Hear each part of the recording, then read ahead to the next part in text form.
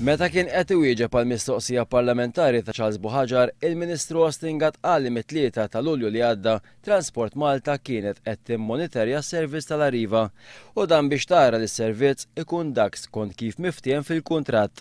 Ix-xogħol kien jinvolvi l-użu ta' riżorsi umani li bejn Lulju u Awwissu laħqu 12,800 siegħa filwaqt li minn Settembru li dawn niżlu għal 850 siegħa fil-ġimgħa.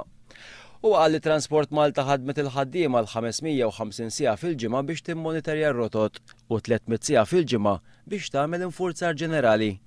Barra minn hekk f'dal-perjodu kien hemm 7 persuni oħra bbażati fl-uffiċċju fil-Control Room ta' Transport Malta biex jikkoordinaw u jimmonitorjaw is-sistema. Minkejja l-investiment kollu daw ħlasijiet kollha li ntefqu f'konsulenzi u affarijiet oħra, in-nies għadhom qed jesperjenzaw inkonvenjent kbir meta jiġu biex jaqbdu tal-linja. F'dal-proġett intefqu 400,000 euro f'konsulenzi biex issa l-Gvern qal li ser jerġa' jibdel kollox.